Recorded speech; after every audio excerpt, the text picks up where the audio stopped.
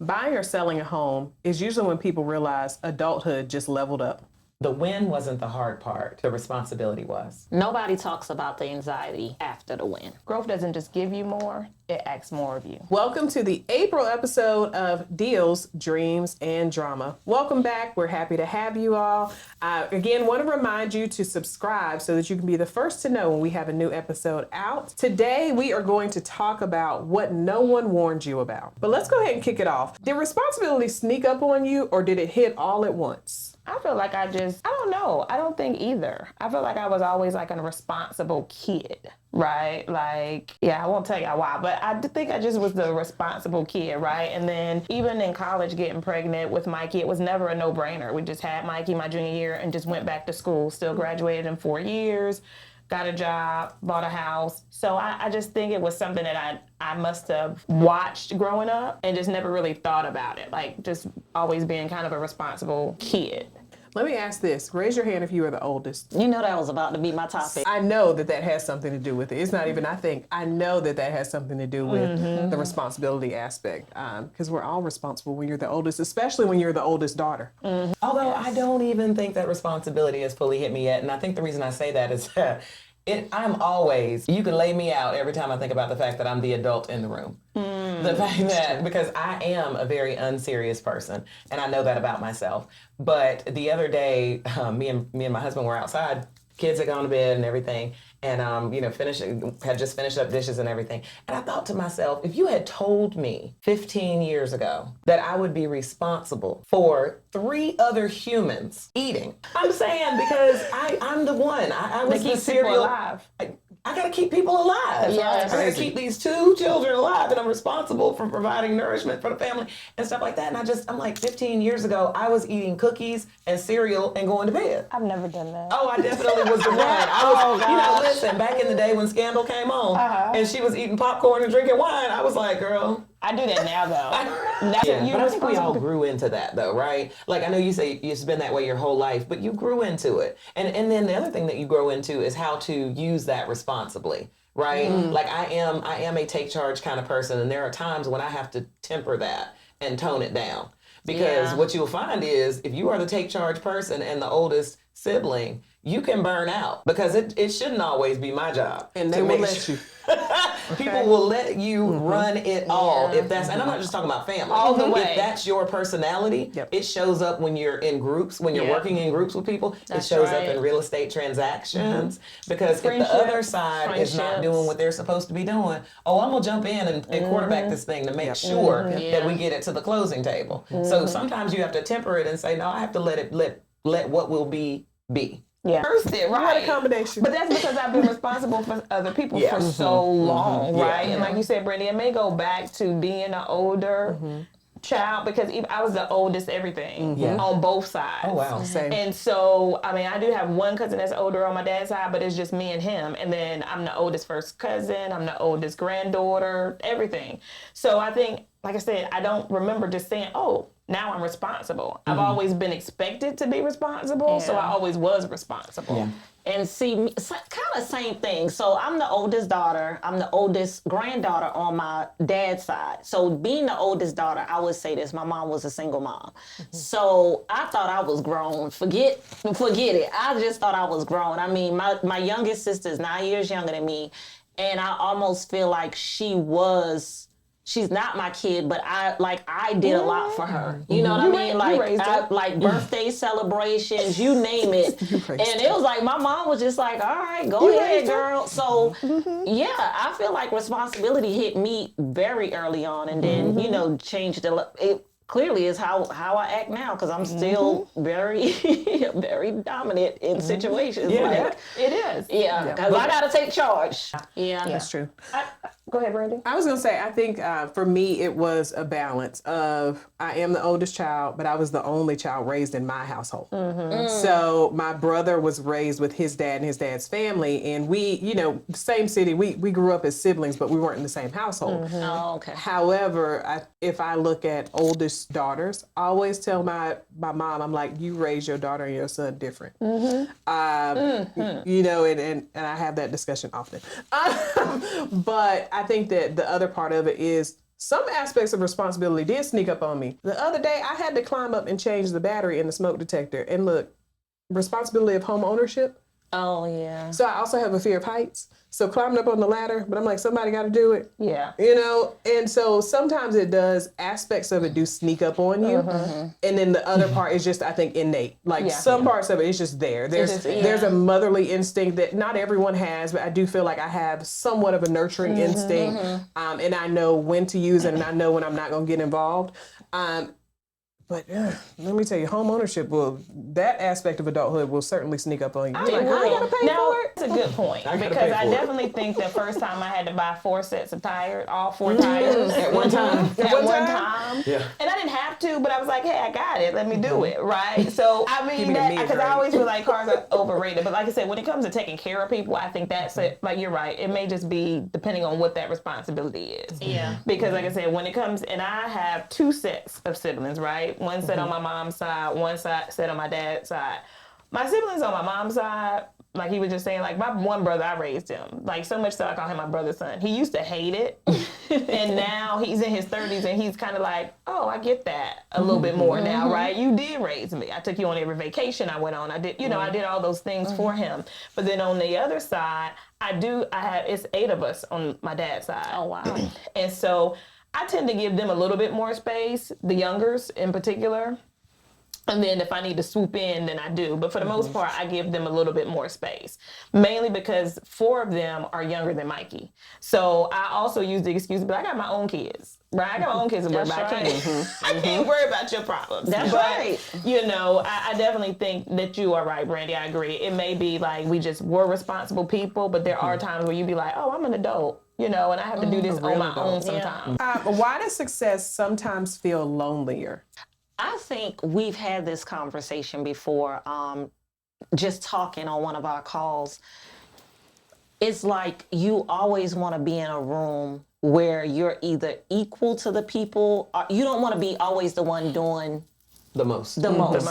And when you are the one that's doing the most, then sometimes it could feel lonely, right? And so you want to surround yourself with the right people. So I think that's it. Like maybe you're ready to elevate to a different point in your life and the people around you aren't. So sometimes it could feel a little, lonely until you find that crew that's ready to do what you're willing to do. So I think that's why it could feel a little lonely. I've always heard the term is lonely at the top. Yeah, I mean, if you just look at elevation and think about elevation, if everybody is here in this same mindset and you are thinking of the next step while everybody is in the current step, your mind is just in a different place. Your mind is literally a step ahead. It's a step above. You're elevated in your thoughts. And so you can't actually focus on what's happening right now because you're thinking about the next thing. Yeah. Right. So I remember my mentor early in my real estate career, she said that real estate is lonely. True. And I can't speak for everything else because before that in corporate, I worked on a team that some of the people were my friends. So we weren't lonely, right? You have colleagues that you go out with. But I do feel like in real estate and entrepreneurship, it can be lonely. Yeah. Because you're on the daily hustle grind. And, when I moved back here, I realized a lot of my friends are 9 to 5, right? And so they be ready to go and kick it. And I'm still working, especially in the spring and summer when daylight savings time is happening. Or Saturday and Sunday. And so I think that's what makes real estate a little bit lonelier for entrepreneurs because I'm always got to do this and then I have to go and play with the friends, right? Like when you were little. So you got to learn to balance it. And I think once you learn to balance it, then it's not as lonely, right? Just like I came to you, a few months ago before we started the accountability group and was like, hey, I got to figure this out. Because I think, like we said in another podcast episode, you have to find your tribe. Because you're more successful when there are people around you supporting you and doing what you're doing. And then you're not lonely. Like, I'm not lonely no more. Right. Because we've got our little accountability group. You don't know what might be said in that text message on those calls. But it's so good. It's relatable. It's so good. Right? You have people that can relate to you. So I do think that sometimes with success, it can be lonely because people just get tunnel vision and they just grind. And sometimes you got to stop and say, hey, where's the people that need to support me in this, along with also creating boundaries for work and making time for family and friends. And that's I think you make a really good point there because you do have to delineate I feel lonely sometimes, or I felt lonely sometimes in business, right? Because I was grinding, while it's daytime, grinding. And sometimes I felt like, maybe there just wasn't anybody for me to talk to about that. Because my friends that are, 9 to 5 or whatever, they're grinding just as hard. Like, let me recognize that, as an entrepreneur, I feel like the grind never stops. Well, there are people in 9 to 5s that feel that way too, right? Yeah, and they're going just as hard. And, they also have to determine what that circle looks like for them for support, right? Yeah, for But sure. I don't know that I don't think that success made me feel super lonely in my real life. You got work life and then you got your real life. In my real life, I'm surrounded by people who are going just as hard in whatever their field of endeavor is. They're going just as hard. So they understand and they're having those conversations. Their conversation may look a little different than mine, but we're still talking about what needs to be done to elevate and go to the next level. And then on the work side, I think a lot of times in entrepreneurship, we just find a lot of people that just talk. They're just talking. No I action. think Sharika said people run their mouths and she runs her business. That's how we all have to be. Run our business. Yes. Because there's a lot of people that's gurus and durus and all the things. And they're running their mouth. And even that sometimes could make me feel lonely. Because sometimes I'm looking and I'm like, well, gosh, she's always on Instagram and gosh, she's always elevating and doing this. And then I might Look up the numbers. And I'm like, well, no, she's just always on Instagram. So Look at my face. So, I just feel like I've struck a good balance of having a great personal life where I don't feel lonely over there. I do have great friends. I have great family and support and all those things. And then I've found a great tribe of people in the business who are doing the same things and elevating and just doing all the things. I'm so proud of y'all. I ain't even say all We that. do want to acknowledge that it's not just lonely at the top. It can be lonely at the bottom too. It can be. It can be lonely in the middle. Yeah. I think that it might be easier to find your tribe when you're lonely at the bottom and unsuccessful. Because there are a lot more people that are willing to complain with you and sit and just, I tried that too. It's not working. Yep, you right. That it's not gonna happen. We just need to do something else. So finding the positive people in your life. And being sure that you're not bringing them down. I will real quick stop somebody from complaining or just stop listening or stop taking the calls because I don't want to hear that. Like, we all got problems. Life happens to everybody. Life happens to everybody. What you gonna do about it? What you gonna do about it? What you gonna do with it? I think you gotta look at it differently, right? Sometimes, because again, you could be in the worst, a way worse place. That's what I tell myself sometimes, right? Like I can even, like the other day, I got started on the text message, right? And I could feel myself. As soon as Miranda texted back and was like, LOL, like, girl, bye, I said, okay, enough. Stop right now. For me, because I knew I was about to get it. You was about to get it. You was lighting it up. And I was like, okay, whatever. Let me get this deal. We had to pull ourselves out of that. Or, I hit something and my tire flattened and be like, at first you want to be all upset and you're like, hey, but I got the money to pay for it. I could be in a situation. Not only did I hit it, I pulled off and somebody saw me and the guy helped me change the tire immediately because I had left my cell phone at home. Oh, God. Right? So I could be the Lord. Right? Look at and God. then I could drive right over to Discount Tire and get another tire. So it was a big hiccup and I wanted to be mad, but in that moment it was like, it could be so worse. Yeah. So I think sometimes I think of that often. I tell people that. I teach my kids that, right? But what if? Right? This is bad, but it could be worse. It could be. Now we need to work through this. Yeah. What can we do to move on? You can't you gotta watch what you take in, right? Like I don't really talk to a lot of people on the phone before 12 o'clock. Like, I'm so serious. With the exception of if it has to do with work. Free though, we have to protect our time, and we have to protect our productive time. Right. Yes. Right? Because that's when I'm most productive is before noon, or at least that's when I strive to be most productive is before noon. So I do, and I've told my family that, my mom, my sister, because I love kikiing with my mom and my sister, and it's like, but in the afternoon, because if I get off task at 10 in the morning, I'm not getting back on task. I'm not getting back on task. And now I want to know who did what, why, when, That's what, right. what I got we follow-up doing. questions. Now I'm scrolling and researching. Yes, down the rabbit hole. Has nothing to do with me, but Nothing to here do I with it. am, all into it. So yeah. Nothing to do with it. So how do you think expectations change once you're seen as doing well? when you even for yourself, so it's them and you, but once you are seen as doing well, the bar is set higher and more is expected of you because they know you can do it and you know you can do it, right? So it's just like somebody else may raise the expectations of me, like whether it's family, friends, because they know Keisha's going to be that go-to, she's going to take care of it. But even in business, when we become successful and we get some certain things done, our goals change, right? The goals that we sat down and did together collectively as a group. Wait a minute, somebody wasn't there. Brandy, were you there? You weren't there. I was there. Okay, well, yeah, we did them all together. And they were bigger than they were last year. Yes. And because we knew what we had done in the past, we felt comfortable with that. So I think every time when you're doing those things, you setting that bar higher and higher. Goals and expectations.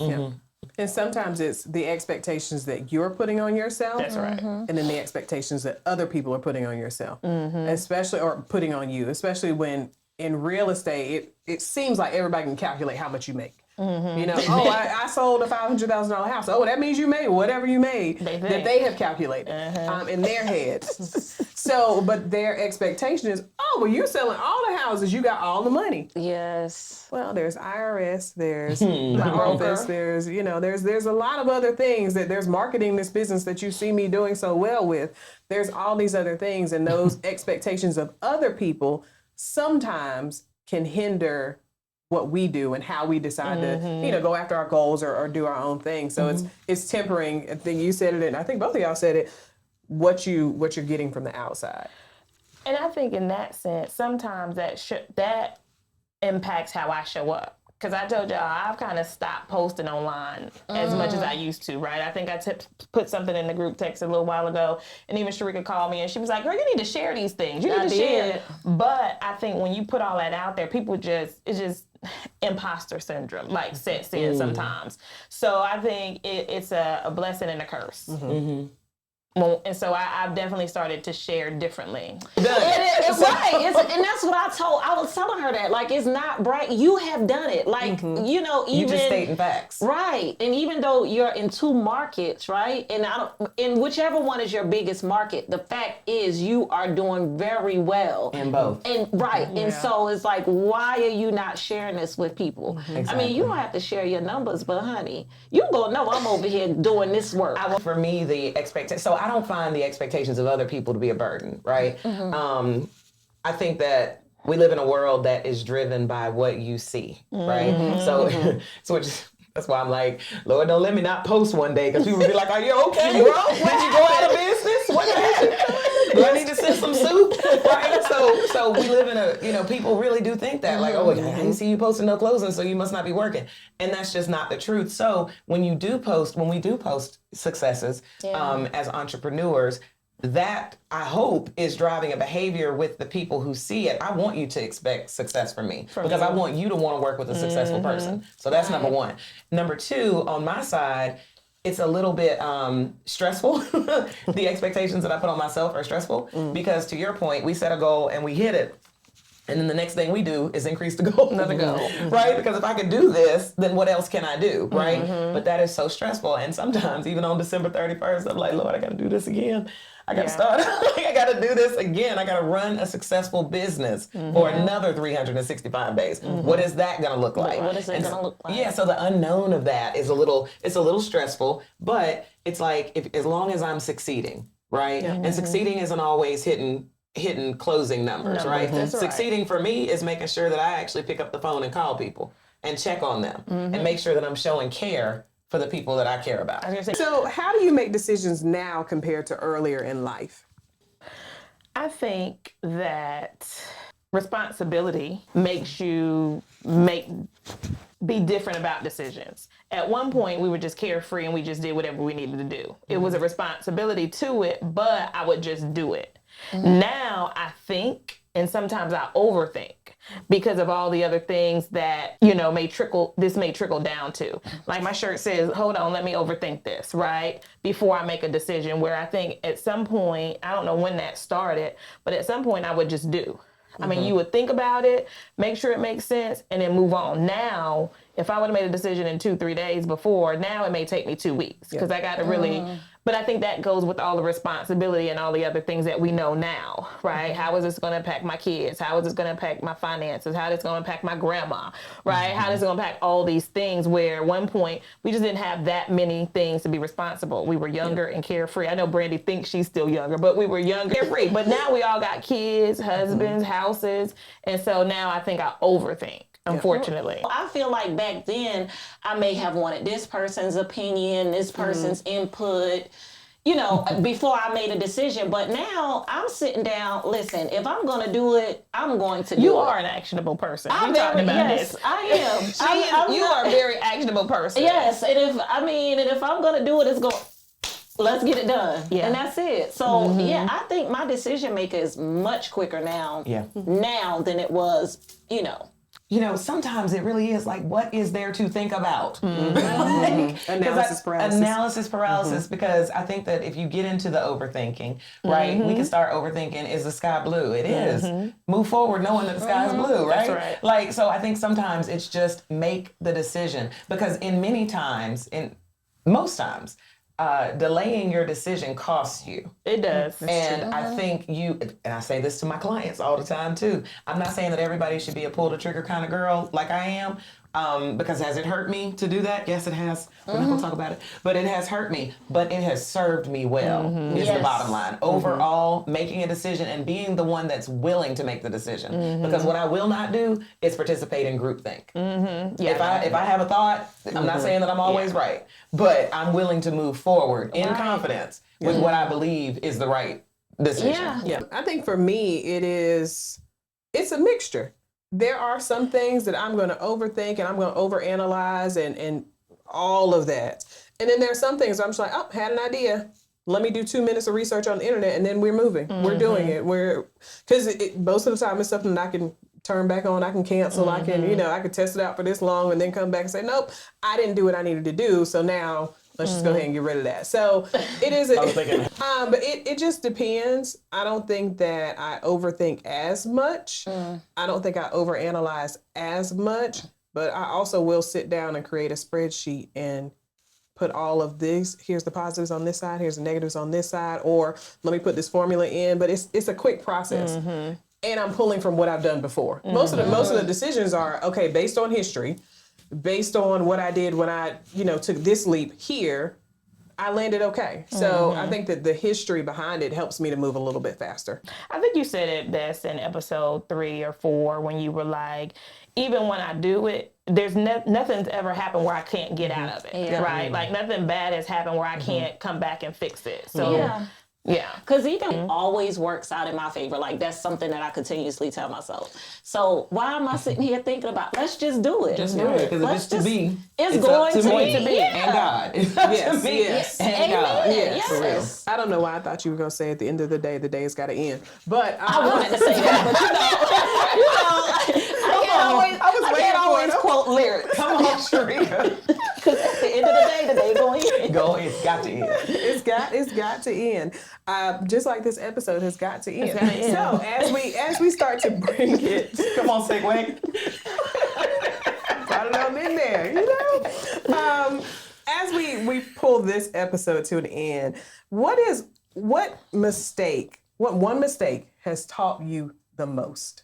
I mean, I don't know if there's one mistake that I can pinpoint and be like, oh, I just learned the most. Because if I would say what I think I would say, life would still be totally different, right? So you don't know what life would look like on the other side if I wouldn't have made that decision in that moment. So I think that we all make mistakes. The joy or the blessing is learning from that mistake and not making those same mistakes twice. You might make it twice. Please don't make it the third time, right? And so I will Depending on the mistake. Depending on the mistake. Depending on the mistake. I've made the same one over and over. In business, but I mean, if it's something major that you feel like you really having to learn from, then we shouldn't have to learn that hard lesson over and over and over and over again. Easier said than done, but that's what I said. I don't know if there's a mistake that I would be like, oh, I just learned more. I think I learned more about myself. I think I learned more about being smarter in that sense, but not necessarily something that, like, there's one mistake that I would say, this is the one I learned the most from. For me, it's over leveraging credit. Like, I have made that mistake over and over and literally gotten myself out of debt and been like, whew, that was hard, but I got through it. And getting out of it and then saying, and I'm much better because now I'm eating at home and we got food at home. I'm making good decisions. I'm not doing Sunday fun day every week, all these things, right? And then what I realized though is that the reason for going into debt just changes, right? Yeah. Because and I hate to mention it in every episode, but my flip, okay, was a bad situation. It was just a bad situation. And That's so I real, had though. to utilize Yeah. the resources that I had available to me. Yep. So I am leveraged. I'm highly leveraged right now. And that is not a comfortable place for me. Right. Right? Yeah. And I've done this before. It's just, it was the same mistake over and over. Child, I was like, and yet here Yep. we are. But I So- think that's one of the most common ones when it It comes to is. money and finance, because the situation changes. You're like, Changes. oh, this is not that. Yeah. And it's not, and it kind of is. And It also, is. things can change. One thing about our Life. career is we're not dependent on the market. Right. The market changes and you have to shift your business. That's And when right. you have to Yes. shift your business, that could take a short amount of time, it could take a long amount of Yeah. time. That's right. And so that change might cause you financially to not be where you were last year, this Right. same time of Yeah. year, because we have to adjust constantly. Yeah. But it's- Yes. And sometimes those mistakes is really just, like I said, things you have to learn and things that you couldn't control, right? The other day I talked to a client who was looking to add on another property last year. He got quiet. We talked the other day and he explained, he's like, I'm back in this situation again, right? Somebody lost their job. One of the parents passed away and they had, like, those things you can't. So yeah, now he's had to, like, damage his credit and overutilize his credit again, but those were things that he couldn't control. So that wasn't necessarily a mistake. When you jumped in that flip, you thought you was balling, doing the right thing. Doing the right thing. Made so many mistakes, financial mistakes. I always tell people, like, I say people, like other agents, that I may be the walking billboard for mistakes being made as growing your business, right? I you're may be actionable. that. Yep. Yes. Yep, 'cause So you I take may action. be that person, but what I will tell you is that I learned and I won't do it again. And honestly, I don't even think about it. It's like, it is what it is at this point, right? Like, I've learned my lesson. I won't do it again. Or maybe I would. I think you mentioned things that, you could be the walking billboard for mistakes that have been made, but I can guarantee they've all been different mistakes and That's different right. things. Yeah. And because you do take action, the people that take action are going to make mistakes. Please don't think that everybody that does something that you see as successful, that they just did it that first time and it was great. More than likely, there were 10 to 20 other things that they did before that that failed, and then they got to this one and it worked and it popped. So it's okay to take action. Please don't be afraid to take action and see what happens. And again, sometimes you might just need to start small and then up it once you see it's working. But sometimes that can fail too. And that's right. That is okay. I ain't starting small. I always start We gonna go big. Go big and go home. Every single time. Every time. That's on that. So thank you all for tuning in to Deals, Dreams, and Drama. If you are liking what you're hearing, like, subscribe, follow, so that you can know when the next episode drops. We look forward to seeing you all again soon. Bye. Bye.